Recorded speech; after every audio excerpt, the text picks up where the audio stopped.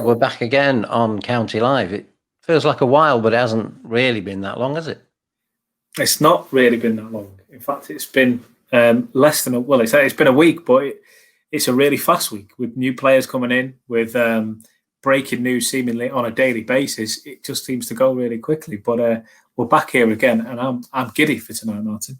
You are giddy. There's so much content. We've just been putting out so much content in lockdown, but without boasting too much, it has been fantastic. But tonight, a real coup again. You've got the man himself. You've got Alun Armstrong. Oh, mate, this is one of my favourite players of all time.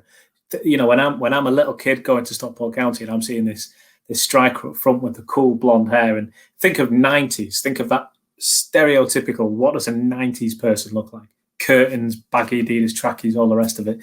That's him right there. And I'm amazed that we got him on. And what I'm amazed at how cool he is.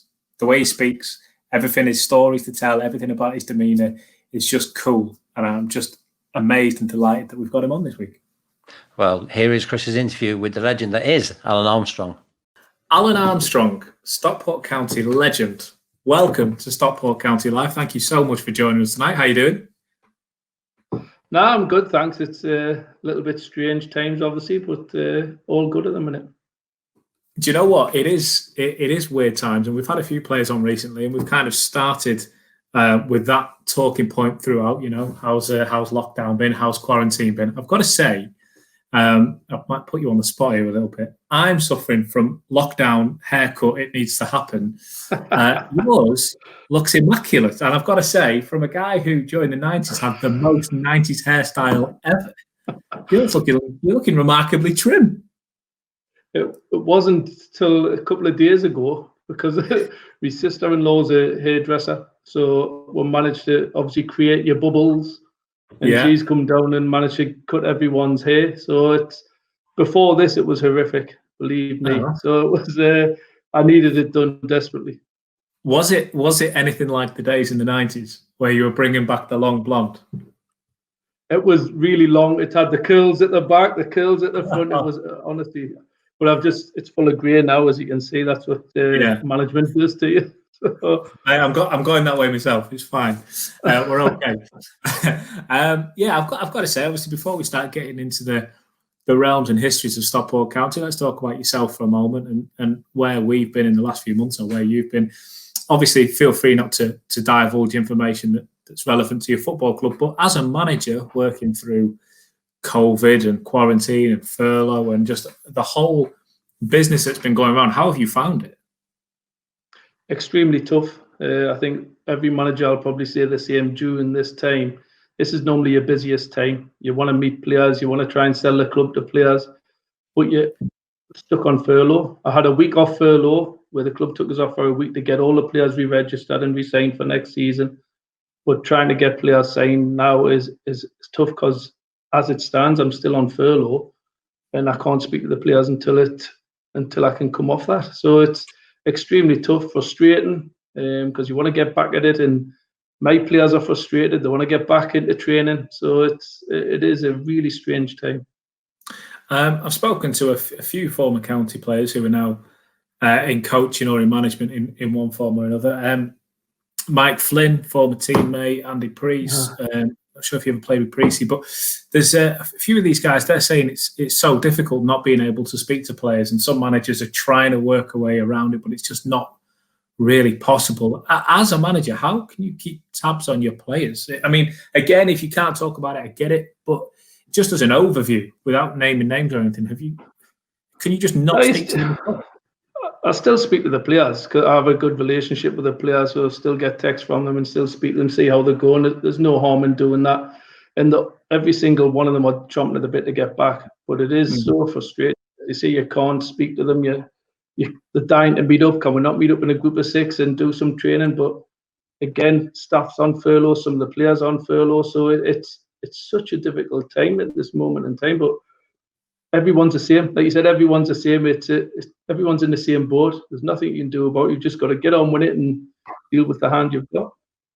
What have you made of the Premier League and other football leagues being played behind closed doors in empty stadiums with this fake fan noise. Listen, it's not for me. I can't get into it. But, I mean, you played at these high levels. What do you make of it? It's no surprise that the top teams are just winning comfortably. It's not because of the top players. They don't need the energy. They don't need the crowd behind them to make them perform. They've got the top players. It's like training for them. It's so easy and so comfortable for them. Whereas when they get the fans on the back, they might not like that as much. But the top players, you've seen them, the Cities, Man United, Liverpool, the stroll in the park for them. Where you look at the lesser teams that have done magnificent, the Sheffield Uniteds, teams like that, you look at where they were before the lockdown, you look at them now, the energy of the fans, and need that to keep them going. So it's no surprise that the top teams are coming out on top. But I'm not a fan of it. I think it's boring to watch. It is just like a training game, to be honest with you. But I suppose I'd rather that than what they've done in the National League and the leagues below, where they've just finished 8 points per game, which is false.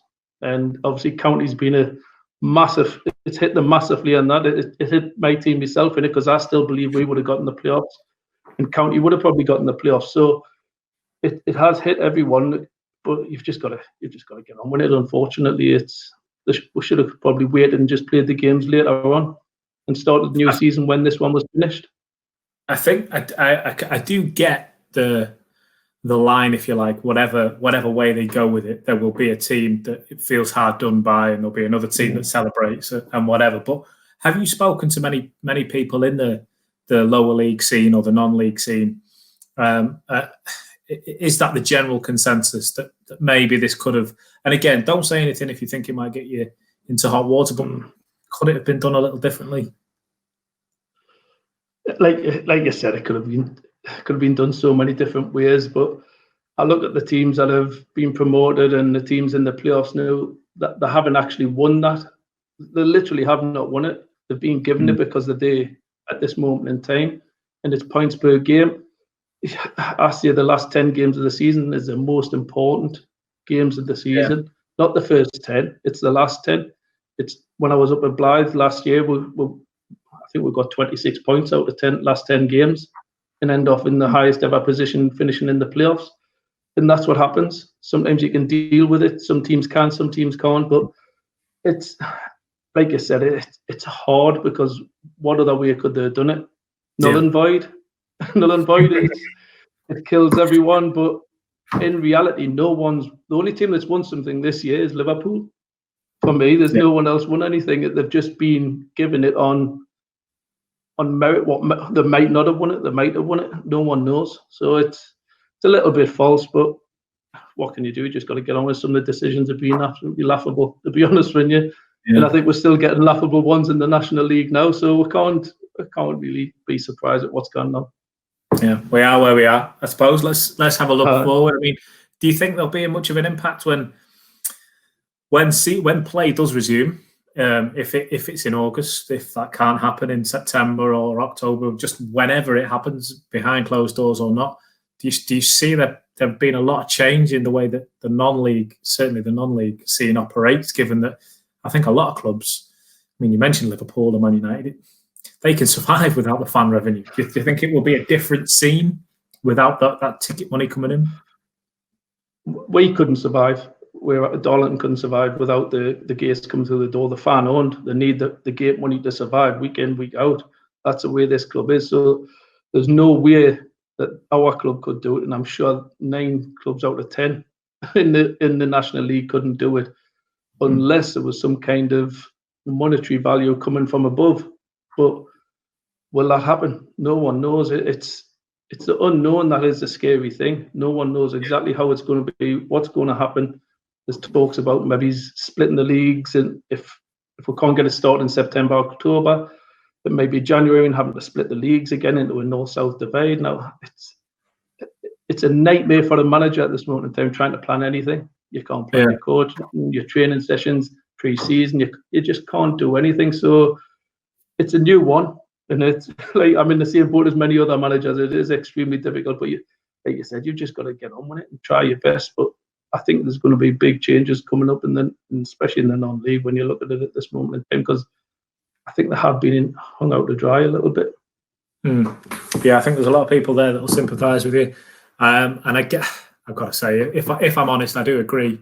But at the same time, if I was in the position of Barrow or Kingsland or whatever, I can imagine that I probably would disagree. So we'll move exactly. on. No, everyone's got their opinions on that. And of course, everyone say that. But you look at Notts County were flying, Harrogate were flying, and they were where you played against Harrogate, and they were a really good side. And then you look at our league where you had York were top of the league. York City. They haven't gone up, so you've got to feel for them. But it's just so strange and it's so difficult for everyone. I wouldn't want to make the decision. I wouldn't want to be one of them people who make the decision, because you got to get stick wherever you can. So exactly. I'm more than happy to pass comment on it, but I don't want to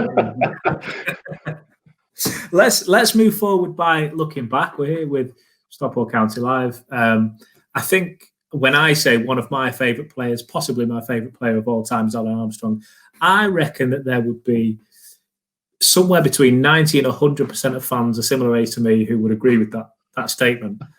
So let's start at the beginning. I don't want to big you up too much. I don't want to build you up too much, but let's start back at the beginning. You joined Stockport County as a young lad. We had Tony Dinning on a few weeks ago, and he was saying that he knew you at Newcastle before then, and you came down together and everything else. What were your memories of those days, of when you first heard of interest for Stockport County, your first impressions of the club? Did you even want to come? I mean, I understand it's from Newcastle to Stockport. Just what got through your mind at that phase?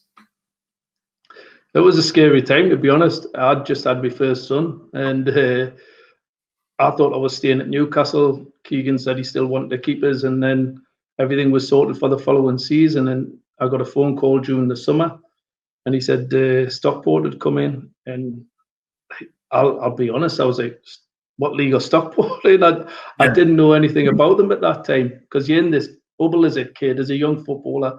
You didn't think of any other clubs, you just focus on the club you had. Yeah.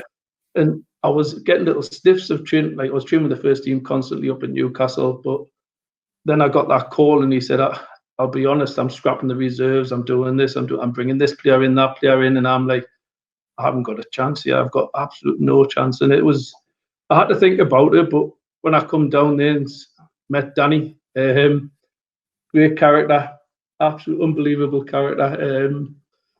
And he said he wanted us to be a partner for Big Kev. And I never had a clue who Kev was, to be honest with you. And then you do all your research and you look into it and you think, wow, it's going to be a big task. And you'd seen that they'd lost in the playoffs and that, and you want to get promoted. And I wanted to be part of a team that was looking to do things, not a team that's just mid-table or scraping around the bottom and stuff like that. So it was a lot of changes at the club, I think, when I first come as well. We'd lost, obviously, Precy had left and I'd come in to replace Precy. And when I come in there, it was a massive shock, to be honest, obviously coming from Newcastle and then come down to Stockport. Great little stadium that never obviously had the big stand at the time. But then the training ground was probably a shock. We were trained at Cheadle, and I think there was more dog muck than anything else. So it was a huge culture shock. But we never had goals. Sometimes we had jumpers for goal posts. Literally, that's what it was. But we had some good players there, and it was a great camaraderie between the group. That was a great little setup. You had the leaders there, and you had some great characters there. There's a couple of things that you've mentioned there that I want to pick up on, but I want to start with Danny, and I find that a lot of these interviews, we had Chris Marston on last week, a couple of weeks ago, and even a player like Chris, who never played under Danny at County, he just knew of the impression of him, and he knew, that he knew about him even if he never played with him at Stockport, and he was speaking about, well, all the players kind of speak about Danny in this light, and I just saw it appear on your face. And as soon as you said his name, just this smirk appeared, this grin. It's like that was Danny's. That was his infectious personality, if you want to call it that. That was him. That was his spirit, his energy, whatever. Every single player that speaks about him, and I don't get the impression it's just lip service. Every single player that speaks about him just has nothing but great words about him. He was fantastic for me, to be honest. I think he's seen something in me and give me confidence. You know, I was a young kid, really raw, skinny. You know, I never had any of the strength that you needed to be in that league. And I think he's seen that, and he was working with us constantly in training. That's what I loved. He would work with me on me finish, and he's telling us that he used to try himself a little bend the ball, side foot, bend the ball in. He used to stay and work with us and have a manager do that who I'd hardly known him. I'd only known him a couple of months, and he's still working with us like that. It gives you that little bit of a buzz, and you want to do well for him then. But he was just so funny as well. Away from it, he'd come out with some absolute corking impressions, and you just look at him and you think he's absolutely mad. But he got the best out of players. He got players who wanted to play for him, and that's what I liked about him. Sean Connolly was on a few weeks ago, and he was saying you could always tell when Danny was coming because you could hear the flip-flops coming down the corridor and edging back. And that's when you knew when to shut up. He's a great character. He's, as I say, he helped me massively, and I'll be forever grateful for that. Another name that you mentioned there was Big Kev. Now, I think the striker, certainly the strike partner that your name is so often remembered with is Brett Angel, and we'll speak about Brett in a little while. But Kev was there, but when you came, and obviously Kevin, I mean, I think he's the only striker that may rival you as a fan, the fan favourite over the years. He's such a cult hero down in Stockport. What are your memories of playing with Kev? He was training. He was probably one of the worst, to be honest, when you're Kev. But he was brilliant to play with. As a young kid, for me, it was perfect. I was perfect foil for him. He was perfect for me because he's 6'7". Sometimes it took 2 centre halves to deal with him. So I was allowed to just play my own game. I was allowed to run all over the place, make the channel runs. Kev was always going to win the flick-ons, so I could always run in behind and get onto the end of his flick-on. So it was a lot easier for me as a young kid having someone like that. It was massive because it just gave me a chance to develop my game and actually grow physically as well as understand the game. But it was massively important to have someone like that because he was a great lad as well. That's what was great about Kev, is he was a really good lad, and he would look after you if you were in a little bit of a rough and tumble when someone he'd come across and leave one in 9 times out of 10. So he was different class like that, Kev, and he had a hell of a career when you look at him. He was always going to get his injuries. I think me and him got more injuries than anyone else between them. But no, he was a good lad, and as I say, he scored so many goals for Stockport, so he's rightly up there. When people look at Alun Armstrong, when people think about county memories and you know the best times, the glory times, obviously the first thing that comes to mind is that 96-97 season. I want to ask you about that in a moment, but what was your impressions, or what were your memories of the time in between joining and the 96-97 season? Because that's a couple of years. You've really you've built your roots, if you like, within the club, and I think that's when you probably get the impression that A, your career is going somewhere here, B, the club are going somewhere here, and you know you're making that foundation. It's obviously not just a one season stop off now. What are your memories there in that kind of time? There was a lot of change when I first come in. Obviously, we had players that had been there a long time. We had Franny, Wardy, Dino, and there was loads of other players that had been there for a long time. And obviously Kev moved on, and then Danny moved on, and we all had Dave Jones in charge. So there was a lot of changes, but what I did see coming in once Dave got in charge was some unbelievable footballers start coming to the club. Some real good quality footballers, like you mentioned, Mazza, Tom Bennett, John Jeffries, Kieran Durkin, absolutely different class players, and you knew you were going to get better and better. And that was the thing. The club was going somewhere. And I always look back at that time. Yes, I left to join Mills when, listen, it was because I had to use a Northeast club and stuff like that. I don't think you need to explain that. I don't think everyone gets that. It's fair, completely fair enough. But there was other lads that had left as well, do you know what I mean? But I think if we'd kept that team together that got promoted, I do believe that squad that we had and we would have probably strengthened could have gone on and done something. Because you look at you had Jonesy in goal, Toddy, Sean Connolly, Flinney at the back there. Then you had Mazan, Tom in midfield. It was just gone from strength to strength. It was some fantastic players there. You had Tony there as well. So it was an unbelievable squad at that time. Probably the best Stockport's probably ever had, to be honest with you, that squad. But I loved my time there. I really did. And I was gone to Southampton, to be honest with you. Probably I don't know if a lot of Stockport fans know this. I'd agreed terms with Southampton. The fee had been agreed and everything. But then I got a phone call to say that Brian Robson was putting a bid in. And I was away like a shot. Dave Jones obviously was a Southampton manager at the time. So I ended up buying Dave off and gone to Mills, where he wasn't too happy, to say the least. But no, it was them 2 years it was a culture shock at the start, by the way, because we went on that army camp. I remember the army camp really well. And that was horrific. Getting up at 6 o'clock in the morning. I can't remember where the camp was, but they used to get in the barracks. He was banging on the door, getting up at 6 o'clock in the morning, going on 5-6 mile runs in the morning. And I'm like, what is this? Was this a Danny thing? Was this a Danny thing? I think it might have been a Danny and a Dave thing. It was horrific. Honestly, I couldn't stand it. It was horrific, but it just one of them things. It was a learning curve for you. You didn't see it at the time, but it was just to get the group together and everything in all a new group. And it was all brand new, but it was, you look back at them times and they were fantastic, because obviously you worked hard during the day, but you had a good night out in the night time as well. So it was definitely a learning curve at that time, but them 2 years were fantastic. It was a lot of change in personnel, like I said, but it just went from strength to strength, the club, while I was there.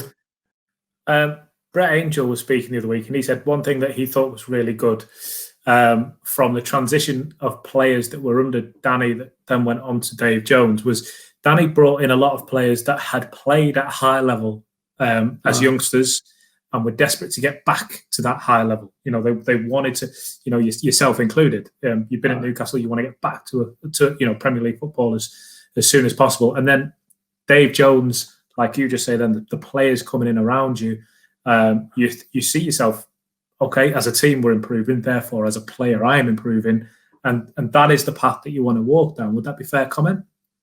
Yeah, definitely. As I say, I think it was like a start again for Stockport when I first come, with like Danny did, the players he was bringing, me, Tony, Michael Oliver, were all youngish lads. I think it was Kevin Slynn as well. I think he'd come in as well. There was a couple of other younger lads, and I wasn't ever guaranteed a place in the team when I first come. It was me and the other people to try and get alongside Big Kev. Kev was guaranteed his spot. It was whoever was good enough to play in that game. But I think I remember the first friendly we had might have been against Cheadle Town, I think. And I think I scored 7. It was something like that, and it just took off from there. I think we won about 11 or something, and I scored 7. It was something stupid like that. And that's what it was. He brought these young, hungry lads in who wanted to prove a point. And that was the big thing for me, is that. But then we went, like you said, then he started adding quality to that. You were getting the best with the young lads who wanted to prove themselves, then you started adding quality, which helped them even more. Let's move on to that 96-97 season. The unbelievable campaign that is just stuff of folklore, stuff of legend here in Stockport. And like I say, we've had a few players who were on that season in recent weeks. We had Sean Connolly on, we've had Mike Flynn. We even had Louis Cavaco all the way from Portugal a few weeks ago. And the stories that just come out of that camp are, as a fan, they're exactly what you want to hear. Even what we're talking, 14, 15 years later, something like that. What when you look back on that time, what are the favourite stories, if you like, that you look back on and remember those days? It was tough for me, to be honest, because there was a lot of talk about me moving during that season. A lot of clubs showed a lot of interest, and I was just thinking I just want to get promoted. I looked at the team, and you could see we were just so good in some of the games. It was just unplayable at times, and you just didn't want anyone to go. And you just think, right, everyone just stick together. We had a great group. And honestly, we had a really good group. You had the experience, you had the youth, you had the energy, and you had everyone working for each other. It was a great group of lads.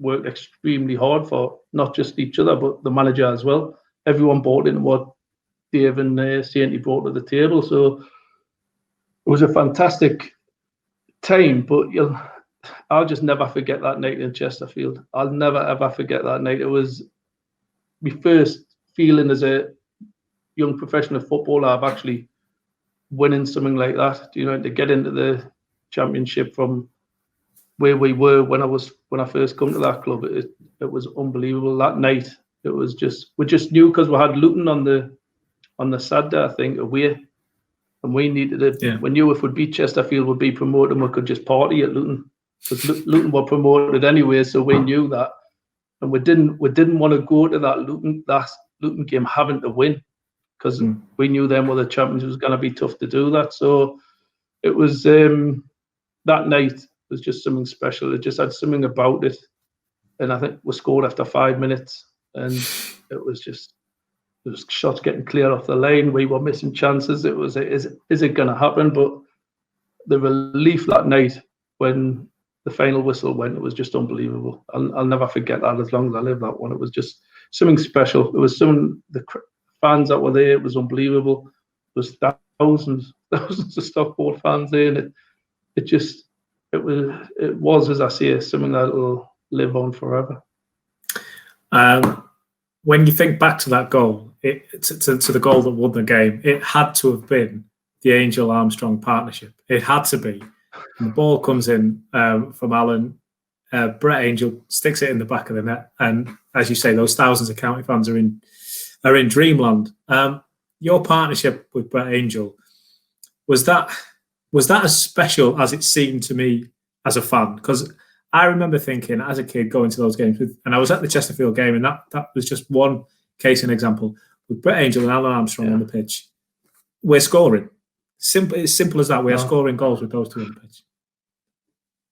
It was. You look at some of the goals that were scored between when the link-up play, sometimes it works. You just have this understanding with players. But what I liked about Brett is he always talked to us. He'd obviously come down from the top level himself, being at Sunderland and Everton, and he come down and he was always helping us. That's what, there was obviously Muchie as well, Andy Much.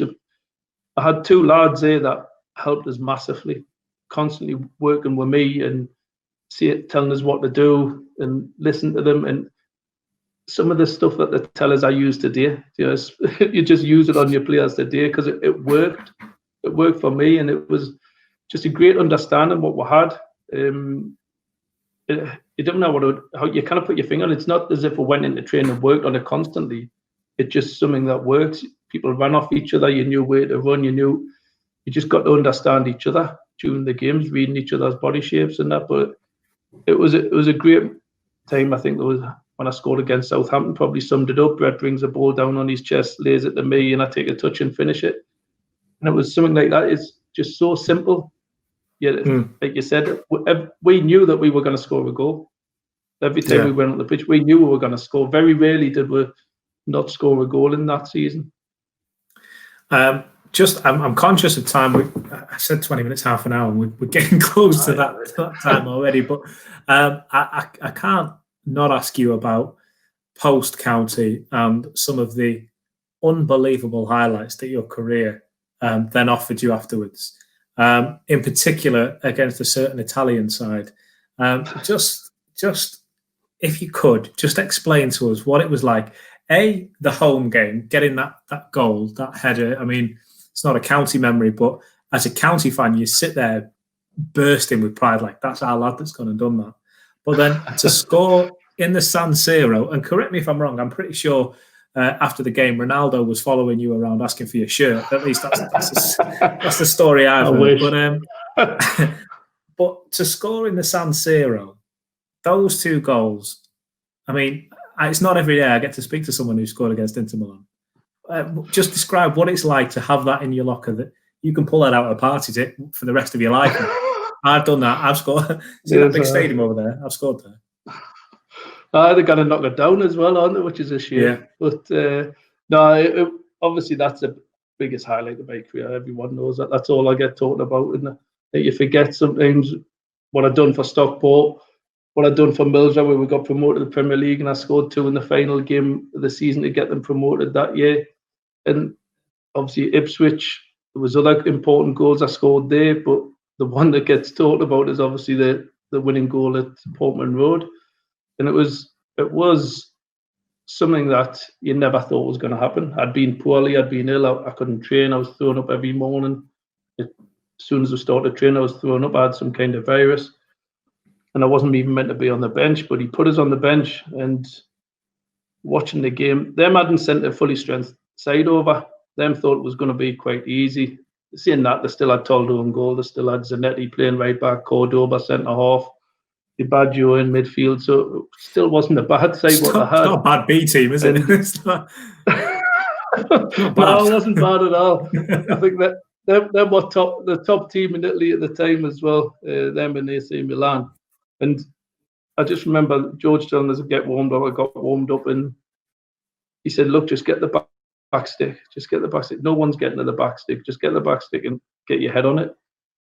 And within 5 minutes, I think it was 10 minutes max, and Jamie Clapham gets a ball, and I just pulled to the back stick, and I managed to time it perfectly. It's something that you dream of as a kid, where the timing's just perfect, and I caught it sweet as, and before I knew it, it's in the net, and I was off, and it was just unbelievable, because I think I stayed with Ipswich because they hadn't lost the European game at Portman Road, so it just carried on that legacy that they had at that club. But then you knew you were in a little bit of history then, and it's great to have that. As you say, it is great to have that. But then we did get tonked in the second leg at the San Siro, but I got my own little piece of glory by scoring the penalty in front of 10,000 Ipswich fans that went there. I think if you ask any Ipswich Town fans, Middlesbrough fans, Stockport County fans, who the best striker on that pitch was that day, even with Christian Vieri on the pitch, and even with Ronaldo on the pitch, the original and best Ronaldo, by the way, I think they would all. I think they would all go with Alun Armstrong. And let's talk a little bit about where you are now. We spoke about it at the top of the show. You're a manager now. How was that transition? How did you find going from player? Because maybe I'm wrong here, but the trend, if you like, when you look at managers who were players and then turned into managers, they're more often than not defenders or central midfielders. There's not a bundle of strikers. I know that there are exceptions. So how have you found that transition as a striker moving into management? It's not something I wanted to do at all. I never wanted to be a manager. I never even thought about being a manager.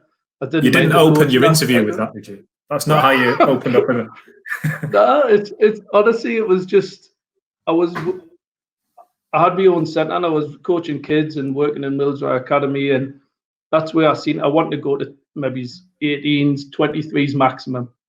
I didn't want to deal with senior pros and stuff like that. That's what I thought, and then it just happened. I got a phone call, asked to come up and be an assistant up at Blythe Spartans, and I thought that's not really for me. I'd rather stick with the kids. But then spoke to the wife and the family, and them said, "Why not? Give it a go, see what it's like." And as I say, the rest is history. I get up there to be an assistant, and then 15 minutes before I get there, I get told that I'm going to be the manager because he's resigning, and I'm taking over straight away. And I hadn't even met the chairman. So it was, I was like thrust into it, and it was. I still had to decide whether I was going to take it or not, but I did, and we are. I tended off to be. I was alright at it. It turned out I wasn't too bad at what I knew what to do, and I knew how to get the best out of the players, and that's key thing for me is just getting the best out of the players. What's it like coming up against a former colleague? And the obvious example that I'm going to point towards here is Jim. You and Jim enjoy immense success together as players.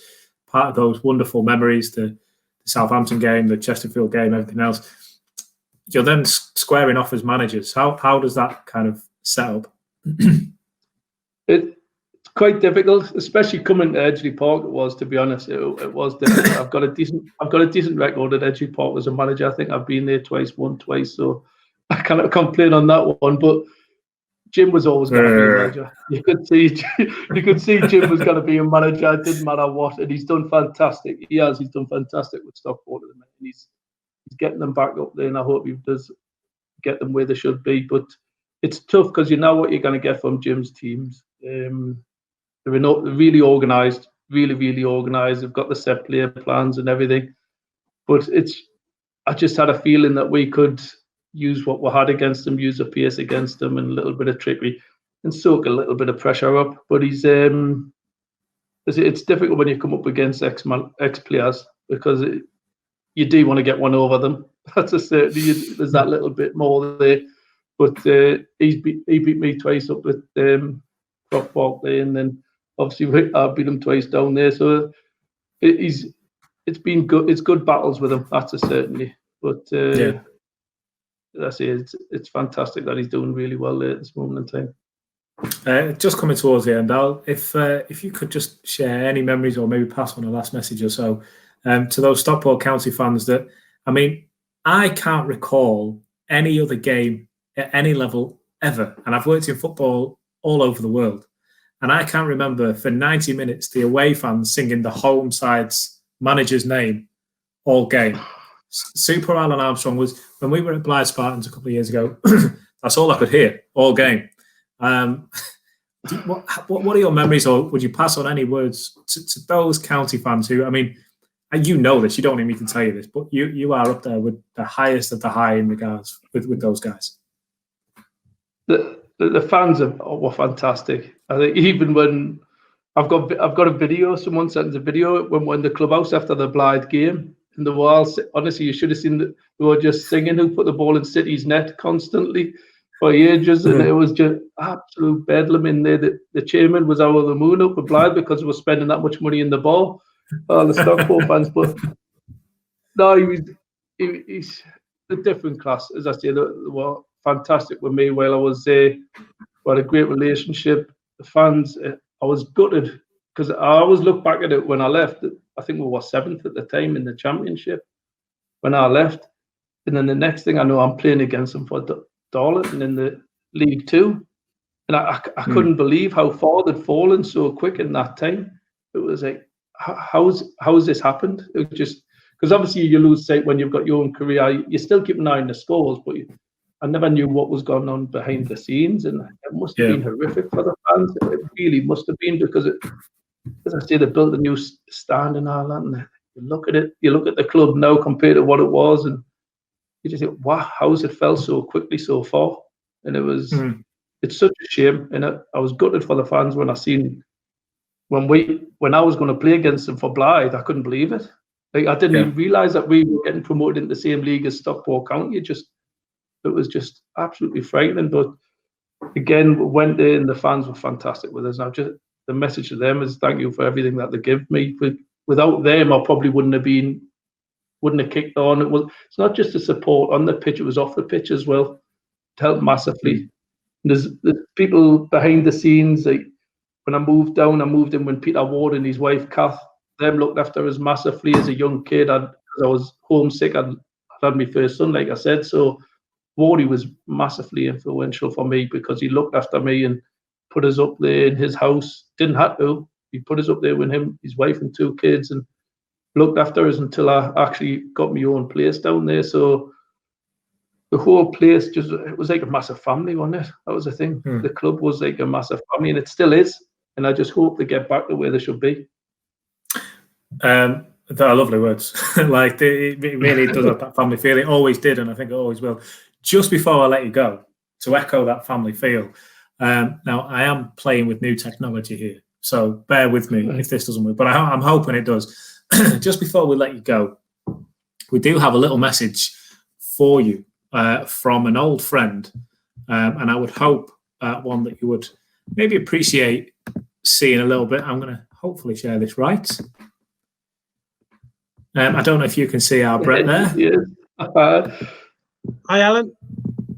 Your old striking partner. I hope you're very well. I hope pre-COVID it's not been too bad for you, and I hope you can get Darlington back into the areas to go and play county again in that conference.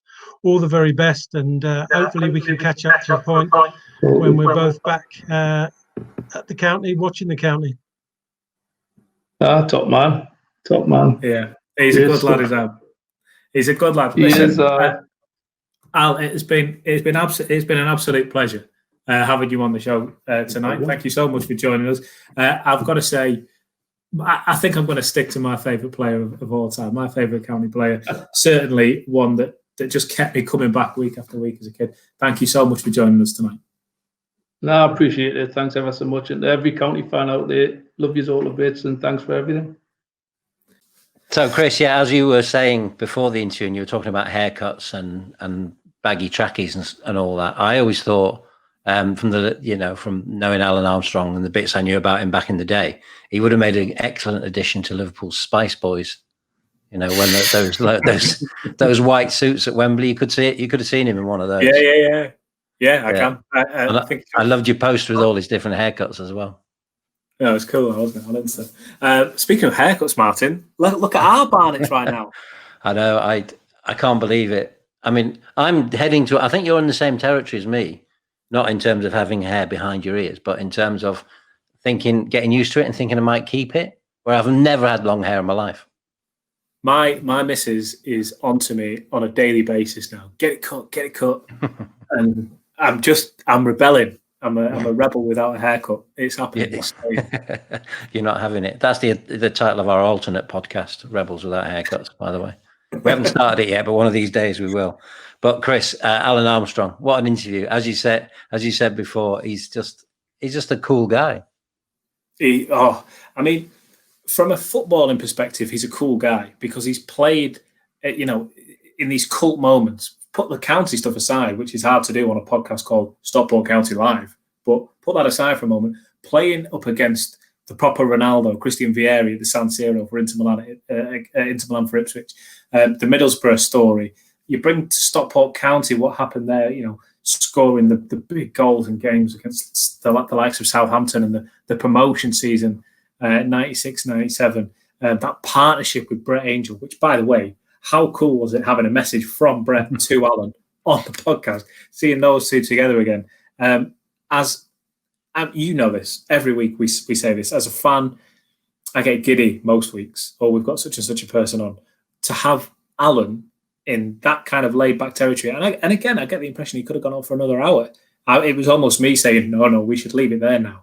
He just inspires so much of my childhood and my early memories of county.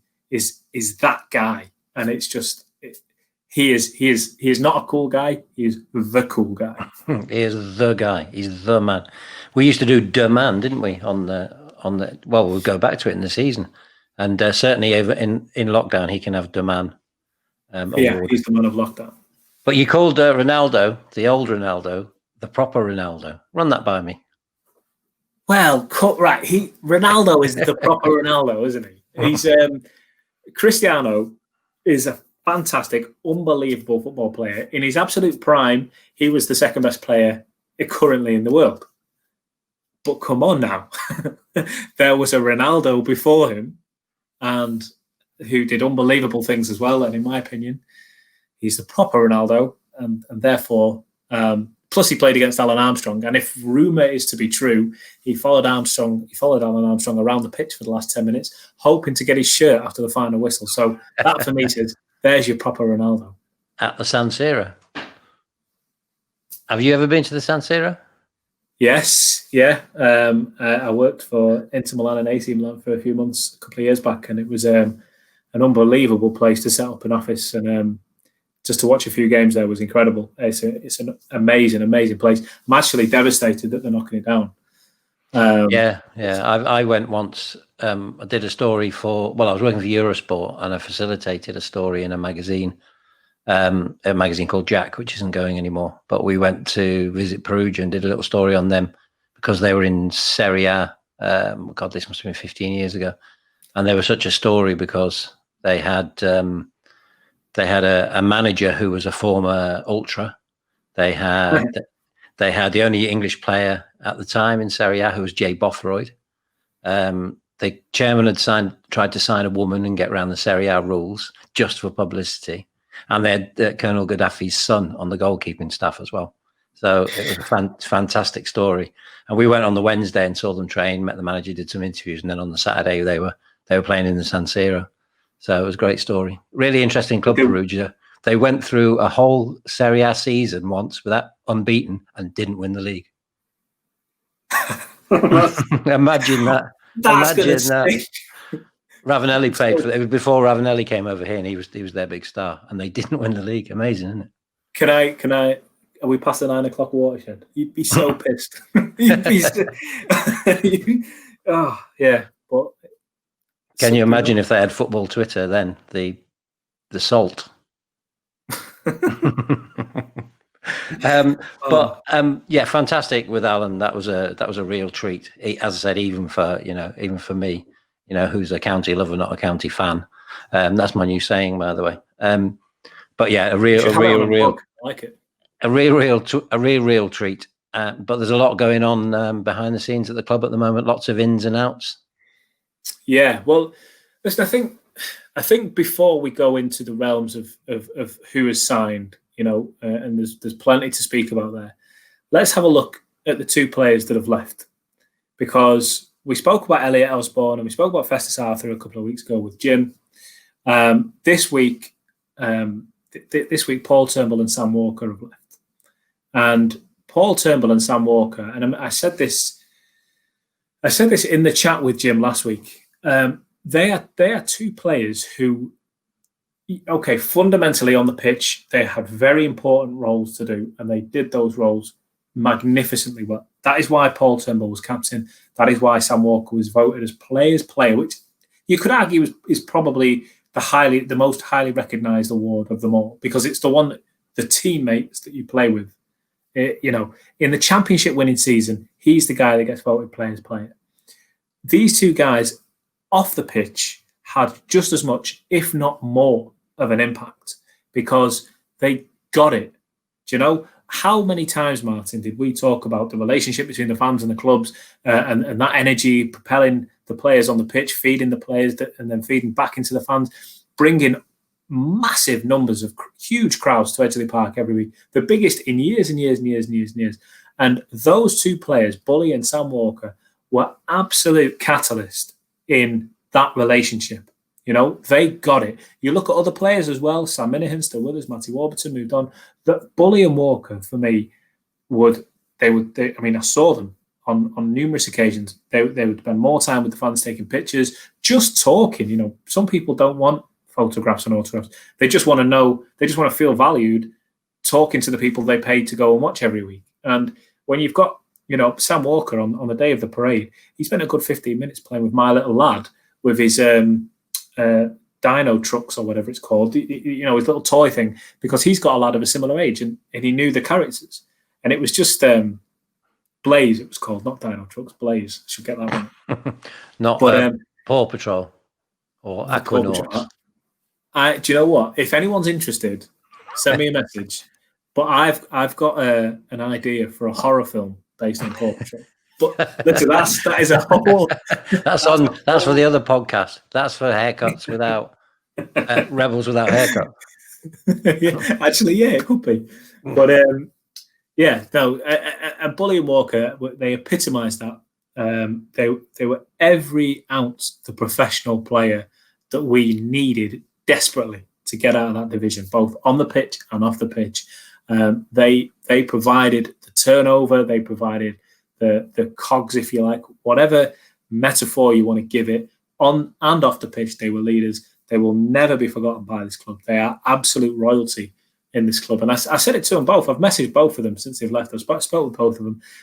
Certainly, if I'm at the ground at any point or in Stockport at any point, they won't need to buy a beer because they've earned that right. Because you'll make sure you're nowhere near a pub. Yeah, because they don't drink beer. They can have water. Yeah. No, but I totally agree with you. And in like the wider context, any club that's on an upward trajectory goes through phases, and different players are pivotal to those phases.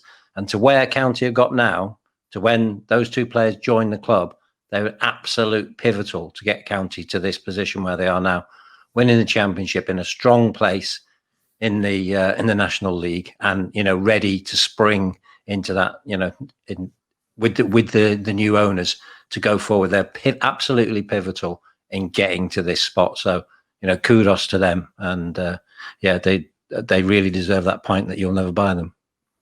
I think if we're going to be honest, it wouldn't surprise you at all. We've seen Rainsy come back in the last couple of weeks as a coach. It wouldn't surprise you in 2 or 3 years to see one or both of them come back in some capacity, especially Bully. He's played on the gym for 3 stints now at County. He's part of the fabric. I don't know how many miles they've got left on the clock between them.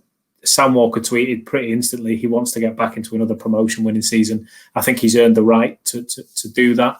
Bully's the same. He will feel that he's still got a lot to offer. So, go and play your last couple of years, your 2, 3, 4 years, however long you've got left in the can. I can't envisage ever the door being closed on those guys to come back. Certainly not while Jim Gannon's here. 100%. Paul, I always thought Paul Turnbull, such a leader, and therefore has, totally coach material. And so onto the signings then. We've, since we last spoke, there's been 4 signings. Yeah, well, there's actually been 5. You'd be forgiven for mistaking the Jennings brothers as one, because they look so similar. But we are going to have to get used to James and Connor Jennings. Connor, of course, coming back to the club, and he is a guy who Jim Gannon has spoken to me about on a number of occasions in the last couple of years. It's not been in the realm of, I'm trying to sign him, I'm desperate to try and sign him. But we talk about players a lot. You and I have spoken on a number of occasions how long Jim can talk to you about football. And he always speaks about Connor Jennings. It always seems to come back to Connor about he's seen Connor play in 7, 9, 10, 11 positions. He's got both feet. He can score a goal. He can make them happen. Bringing his brother in, it gives him that consistency up the left-hand side. But then also Mark Kitchen, another accomplished left-back on that side. When Scott Duxbury left County, really, despite having the strong season last season, we never really filled that position. And on top of that, you could even argue that Duxbury, towards the end of his County spell, was he the player that we'd seen in his peak? With the greatest of respect to him, no, he probably wasn't. There was a few little holes coming up in his game. So for a while, that left-back area has been a mixture of Jamie Stock going in, and he's another name that we need to speak about in a minute. Jamie Stock filling in there, Dan Cowan filling in there, Jake Kirby dropping back as a left-back for a while, didn't work. We brought in Joel Leasley, that worked and then didn't work, blew hot and cold, and we've just never seemed to fully box it off. Whereas now we've got 2 very good players there who can, in Mark Kitchen and James Jennings. We've got Connor Jennings in front of them. Further along the pitch or in the central, and then up front, we've got John Rooney, who in midfield, let's not make any mistakes. What a signing John Rooney is. National League Player of the Year last year. Won the league. Finished on points per game, but Barrow were top of the league for the majority of the season. We're probably going to go on and win it. So he's got a championship medal to boot, and he's Player of the Year. What a signing that is. What a coup. And then up top, Alex Reid, the guy who scored that goal for Fylde on that day when we crashed out the FA Trophy. We know about his qualities. We know what he's got. And Jim Gannon, I think he was right to say in his interview the other day, he's just needed a place to find his feet. He's been moved around a lot the last couple of seasons. Fylde on, then he went out on loan. Clubs like Dagenham, Stevenage. Now he's at a club where he can excel. He can progress under a gaffer like Jim Gannon. You're right to pick up on those signings. It's really, really exciting. And I think from a fan perspective, it's what the fans were craving. How many comments were we getting? Announced players. When's a player coming in? Well, there's 5 of the absolute best. And it totally feels like, what Fylde were able to do. Not what Fylde were doing, but a better example and a better way of what Fylde were doing, when they got a new owner and stuff like that. And, look what it did for them. But we know that County's aspirations are far beyond that. But they're the kind of players that that kind of ambition can do for you. Well, let's be honest. Fylde and Salford in the last couple of years are 2 teams who fans, they just buy this, they just buy that. And that's true. They did just do that. And there'll be a lot of people who are now saying Stockport County can't say anything because they're just doing this and they're just doing that. Stockport County is a huge club with a huge history, a huge tradition, and they have brought in a local businessman through the kudos of the club, the credibility of the club, the history of the club. We could compare this very well to the Premier League. You look at, in recent years, Man City and Chelsea, who, okay, they're big clubs, right? They're big clubs, they've got history, but come on, they were not hoovering up league titles, European Cups, FA Cups. They weren't doing anything like that. They get huge investment from someone who's come in and seen a business opportunity and seen it as a business, not because they love the club, not because whatever. Now, this season that's just finished, Liverpool have gone on and won the league. Now, if you were to be a critic of Liverpool, if you were to say, well, they've spent money as well. Yes, they have. Liverpool did spend big money, but they made that money and they've got history and credibility that says we are a massive club. You're not just coming buying any old club and turning it into a huge thing. You're Liverpool Football Club. Now, a county as big as Liverpool? Of course they're not. But in this division, County are by far and out the biggest club. Look at the gates. Look at the history. You know, Fylde and Salford, with all due respect to Fylde and Salford, I'm not going to sit here and preach what they should or shouldn't be doing. They don't have that history. You can justify calling them a plastic club if you wanted to. They've still got a place within if you the wanted to drive some comments on this video. I could just see that word through your mind. Should I say it? Should I say it? Yeah. But yeah. But you can't say that about County. That is my point. You cannot say that 100%. about clubs steeped in history. Yeah, and you get that feeling every time you go to Edgeley Park. This is a proper club. You know, this club has been here doing bits for a long time. And you don't get that feeling with Salford. And the BBC isn't in love with Stockport County like it's in love with Salford.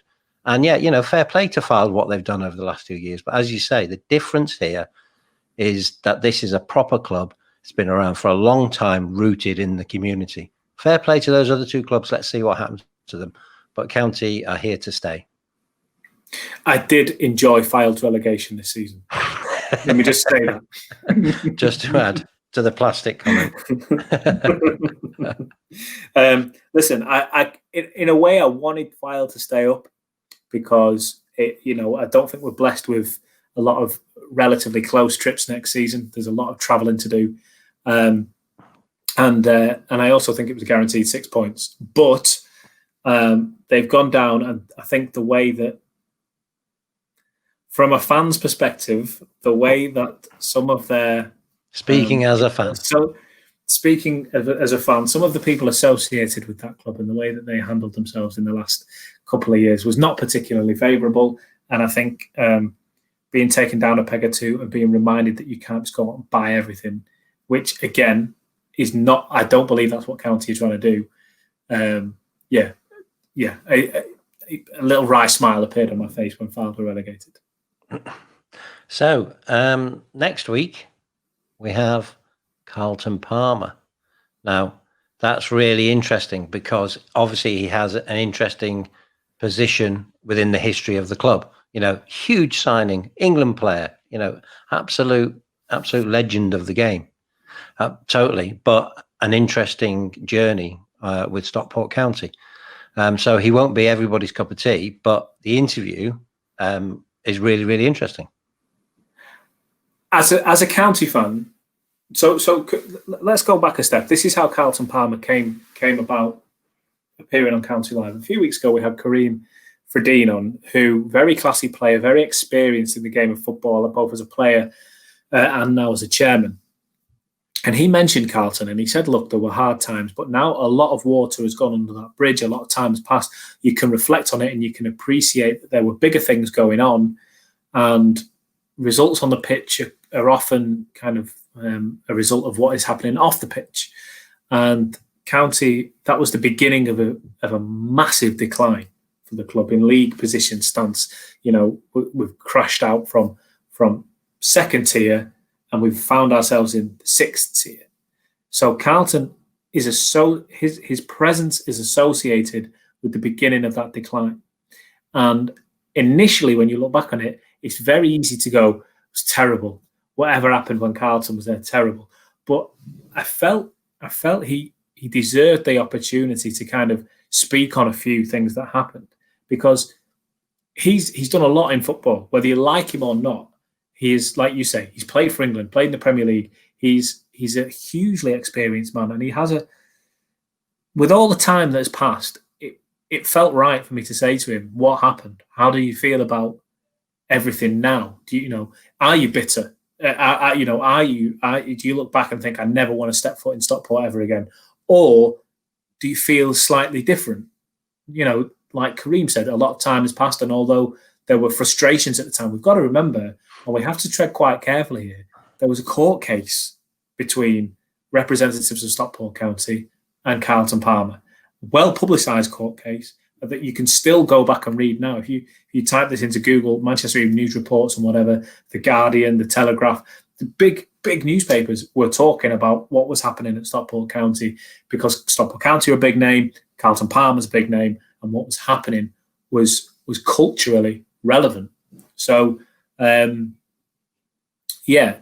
thought it was good. We're not going to do the usual who might it be next week, because I don't think it's fair to open up people's potential to start slagging Carlton off, because he will see it. Of course, he will see what is said about him on social media. And I just felt, listen, you might watch the interview and you might still not agree. You might say, look, let's leave the past in the past. But he deserved that opportunity. And in my opinion, he spoke openly and honestly. And that's all we ask of people. That's all you can ask. And we always bring you great content. So it's just a different kind of great content. We'll leave it there. That's County Live for this week. Finger guns. What's coming up next week on motorcycles and haircuts, or whatever we decided to call it? Where'd you get motorcycles from? I don't know. We'll have to have a think about that one. Well, certainly you've got to do your pitch for your horror film. Oh yeah, mate! I'm telling you, Hollywood are going to be on the phone as soon as we put it out. It's a great idea. Paul Hollywood, maybe. And on that note, I don't know who that is.